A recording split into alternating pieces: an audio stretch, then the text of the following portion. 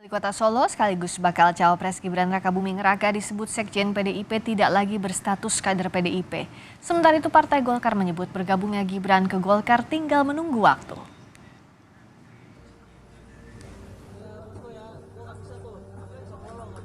Ketua Umum Partai Golkar Airlangga Hartarto enggan menyebut secara lugas jika Gibran sudah bergabung ke Golkar. Airlangga menyebut resminya Gibran bergabung ke Golkar tinggal menunggu waktu. Nah itu ada waktunya nanti, sabar-sabar dulu. Pasti ya Pak ya, apa gimana nih Pak? Ya sabar-sabar dulu aja. Ya. Untuk Gibran kan? Nanti hari ini acaranya tunggal, ulang tahun. Tapi yang Partai Golkar. Itu benar. Iya Pak. Apa itu? Katanya Bapak udah bilang terkait Gibran itu akan jadi kuning itu loh Pak. Iya Pak. Kalau dengan Mas Hasto kan komunikasi lancar. Tanya lagi ke Mas Hasto. Ya, terima kasih. Terima kasih. Sekjen PDIP Hasto Kristianto menyebut Gibran sudah bukan kader PDIP lagi. Hasto menambahkan Gibran sudah pamit walau belum mengembalikan kartu anggota. PDIP menyatakan tidak ada langkah pemecatan. Juga sudah menerima telepon dari Mas Airlangga saat itu Ketua Umum Golkar bahwa Mas Gibran ini dikuningkan, digolkarkan, maka ya otomatis Mas Gibran karena mencalonkan bersama Bapak Prabowo sudah tidak menjadi bagian dari keluarga PDI Perjuangan. Artinya dipecat Pak? Ya Gibran suratnya dipecat. sudah dikirimkan, ya artinya etika politik harus dipenuhi. Artinya Mas Gibran yang sudah pamit melalui Mbak Puan, yaitu artinya pamit untuk dicalonkan dengan Partai Gerindra dan Partai Golkar. Meski bukan berstatus kader, Golkar mendeklarasikan Gibran Rakabuming Raka sebagai bakal cawapres 21 Oktober yang lalu. Berkat usungan Partai Golkar, Prabowo pun mendeklarasikan Gibran sebagai bakal cawapres.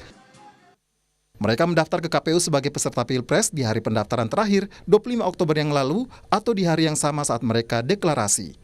Di Koalisi Indonesia Maju pengusung Prabowo Gibran, Partai Golkar merupakan partai dengan kursi terbanyak. Pada pemilu 2019, Golkar meraih 12,31% suara sah nasional atau 85 kursi di DPR. Dengan modal itu, Golkar memiliki posisi tawar untuk menggait anak presiden, yakni Gibran setelah berpaling dari Partai Banteng PDIP. Golkar sebelumnya mengusung ketua umumnya sendiri sebagai bakal cawapres, tetapi berbelok dan mendukung Gibran sebagai pendamping Prabowo. Hari ini di puncak acara hari ulang tahun ke-59 Partai Golkar, bisa saja menjadi momen pengumuman Gibran telah dikuningkan. Acara ini pun turut dihadiri Presiden Jokowi yang tak lain ayah dari Gibran Rakabuming Raka. Tim Liputan, Kompas TV. Benarkah Gibran sudah resmi berstatus kader Golkar dan apa yang ingin dicapai Golkar dengan menjadikan Gibran kader? Usai mendeklarasikannya sebagai bakal cawapres pertama kali, analisisnya kami bahas bersama Direktur Eksekutif Indikator Politik Indonesia, Burhanuddin Muhtadi. Mas Burhan, selamat malam. Malam, Pak Rizka. Malam, Mas, sambil kita perbaiki juga sambungan komunikasinya dan kami juga sudah mengundang perwakilan dari Golkar, tetapi belum mengonfirmasi hingga saat ini. Saya kalau gitu ke Mas Burhan. Mas Burhan, tolong di-unmute boleh Mas Burhan? Kita cek suara lagi Mas Burhan. Kita akan bahas karena hari ini adalah hari ulang tahun Golkar dan sebelumnya PDI Perjuangan sudah memberikan kode bahwa Gibran dikuningkan dan menegaskan bahwa akhirnya melepas Gibran tanpa langkah pemecatan. Dan tadi juga kami sudah mengundang Golkar tapi belum mengonfirmasi hingga saat ini. Mas Burhan? Siap. Ya. Kalau kita lihat ya sikapnya PDI Perjuangan yang akhirnya ditegaskan sama Mas Hasto melepas Gibran tanpa langkah pemecatan. Tapi kalau Pak Airlangga kayaknya masih malu-malu mengakui. Bener gak sih Mas Gibran ini dikuningkan jadi kader Golkar? Mas Burhan lihatnya gimana sih? Iya, kalau Partai Golkar pasti dengan semangat 45 menyambut Gibran ya. Jadi statement Pak Airlangga sekedar malu-malu tapi mau. Tapi pertanyaan utamanya adalah apakah seorang Gibran Rakabuming Raka bersedia untuk bergabung Partai Golkar dalam waktu dekat ataukah menunggu momentum waktu tertentu? Ya. Nah ini yang belum jelas. Jadi bola sekarang ada di tangan Gibran. Sepertinya Gibran masih menunggu persoalan dengan PDI Perjuangan tuntas sebelum akhirnya memutuskan bergabung dengan Partai Golkar. Tapi kayak kalau kita lihat sikapnya PDIP yang bilang bahwa sudah pamit Gibran mau dikembalikan atau tidak kartu tanda anggotanya sudah bukan bagian keluarga besar PDIP. Artinya tampak tidak menyambut umpan lambung dari Gibran ya, Mas Burhan? Bukan, justru Gibran yang terkesan mengulur-ngulur ya proses pengembalian KTA. Karena PD Perjuangan juga terkesan dari awal itu tidak ingin melakukan pemecatan secara keras kepada Gibran untuk pertimbangan dua hal. Pertama adalah aspek elektoral. Jadi PD Perjuangan menghitung dengan matang kalau misalnya Gibran dipecat, maka akan mendisasosiasi hubungan antara PD Perjuangan dengan keluarga Jokowi. Dan kita tahu Presiden Jokowi approval ratingnya masih sangat tinggi. Survei Indikator Politik Indonesia terakhir menemukan bahwa alasan terbesar kedua responden memilih PD Perjuangan adalah alasan suka Presiden Jokowi. Nah, kalau misalnya PD Perjuangan bersikap keras kepada Gibran, itu akan punya dampak elektoral di mana 6% pendukung Jokowi yang sekarang memilih PD Perjuangan itu bisa lari ke partai lain. Nah, Mas Burhan, apakah kita tidak bisa membaca apa yang disampaikan Mas Hasto kemarin adalah bentuk disasosiasi terhadap Gibran, memutus hubungan dengan Gibran? Ya, jadi yang kedua ini yang saya ingin jelaskan dulu ya, ini bagian dari apa yang barusan Friska tanya. Jadi yang kedua adalah PD Perjuangan enggan untuk melakukan pemecatan supaya tidak didramatisasi, tidak menimbulkan efek melodramatik kepada Gibran.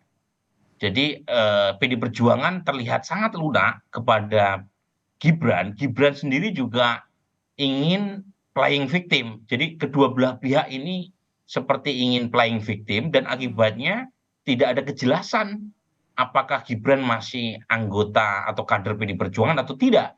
Sementara sudah cukup banyak alasan buat PD Perjuangan untuk memecat Gibran Rakabuming. Nah, ini yang kemudian memperkeruh ya hubungan antara kedua belah pihak dan membuat ya hubungan dengan Partai Golkar menjadi sangat kurang jelas artinya. Ya. Jadi saya melihat ini terlalu diperlama episode sinetron Gibran dan PD Perjuangan udah mengalahkan sinetron tersanjung. Nah, karena ini semakin panjang saja episode melodramanya, Mas Burhan, seberapa berpengaruhnya status Gibran yang masih ngegantung nih di PDI Perjuangan secara formalnya? Ya sebenarnya sih tinggal salah satu pihak itu mengambil langkah yang konkret, apakah PD Perjuangan yang memecat Mas Gibran atau Gibran yang mengembalikan KTA. Nah, selama dua-duanya tidak melakukan aksi apapun, maka akan terus-menerus menggantung seperti sekarang. Nah, ini kan seperti kalau di hubungan kamu atau aku duluan yang mutusin gitu, nggak mau mengucap itu duluan. Nah, kalau sekarang ini apa yang jadi dampaknya untuk proses ke depannya, Mas? Karena kan gimana pun juga Mas Gibran ini sudah jadi bacawa presnya Pak Prabowo.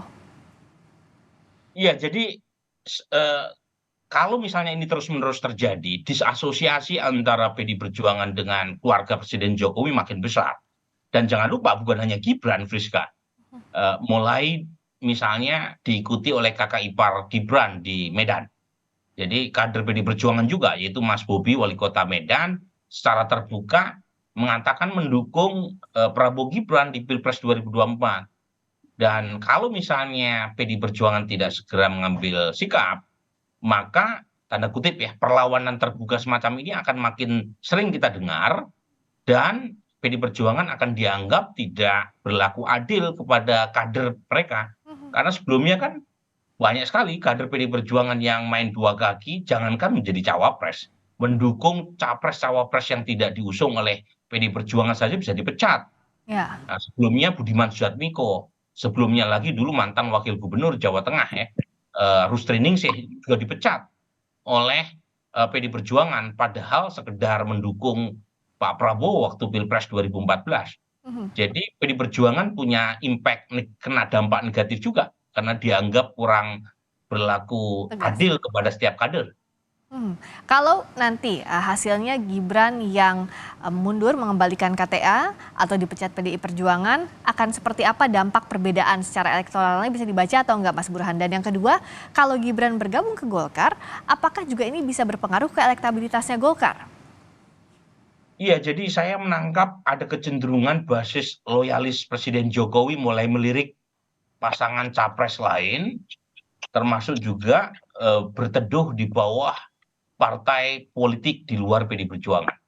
Terutama jangan lupa, kalau kita lihat pemilu 2019, pemilih Pak Jokowi itu lebih besar ketimbang pemilih PDI Perjuangan sendiri. Pemilih PDI Perjuangan 20% Ya. di 2019, sementara pemilih Pak Jokowi 55,5%. Jadi sepertinya efek negatif ini akan dirasakan oleh PDI Perjuangan, terutama pasangan yang mereka usung. Ya. Jadi mulai masuk ke Prabowo Gibran, terutama basis pendukung Pak Jokowi yang tidak terikat secara partisan dengan PDI Perjuangan. Yang kedua, buat Golkar ini seperti dapat durian runtuh ya.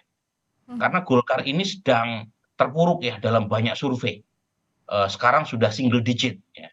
Dan ini terus terang kalau kita hitung, Friska, dibanding jelang 2019, itu performa elektoral Golkar sedang mengalami penurunan.